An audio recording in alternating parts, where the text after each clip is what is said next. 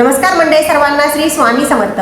तर मंडळी, आपण आज आपल्या आजच्या व्हिडिओमध्ये अतिशय महत्त्वाची आध्यात्मिक आणि भक्तिभावाशी जोडलेली महत्त्वपूर्ण माहिती बघणार आहोत। की आपण बघणार आहोत की जेव्हा श्री स्वामी समर्थ महाराजांच्या केंद्रामध्ये आपण आरतीला जात असतो तेव्हा आपण डोक्यावर पदर का घेतो, यामागे काय कारण आहे, नम्रता, आदर, संस्कार, तर या संदर्भात आपण माहिती बघणार आहोत। तर तुम्ही व्हिडिओ शेवटपर्यंत नक्की बघा आणि आपले असे नवनवीन आध्यात्मिक आणि भक्तिमय व्हिडिओ जर तुम्हाला बघायला आवडत असतील तर आपल्या चॅनलला लाईक, शेअर आणि सबस्क्राईब करायला विसरू नका।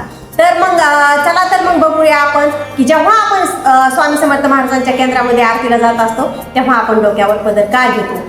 तर जेव्हा आपण आरतीला जात असतो ना, आपण डोक्यावर पदर घेतो ना, तो एक ईश्वराप्रती आपला आदर असतो।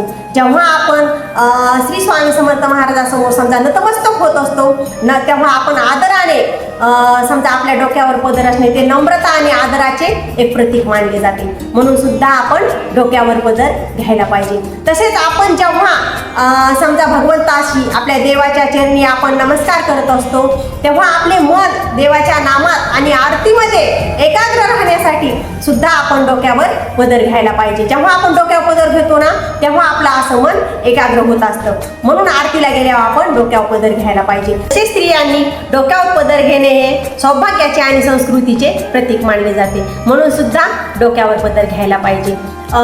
तर अशी डोक्यावर पदर घेण्यामागे कारणे आहेत।